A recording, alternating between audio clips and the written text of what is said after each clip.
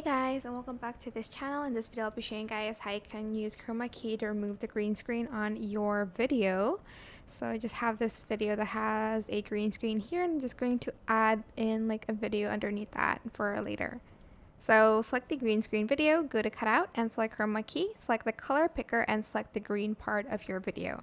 Adjust the strength, and if there's like shadow missing, just add in shadow here.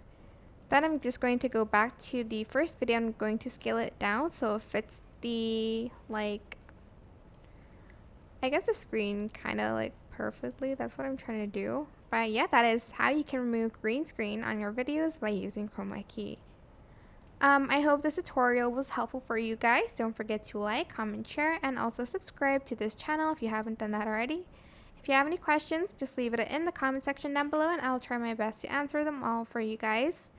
And if you found this video helpful, please click the thanks button above the description box down below.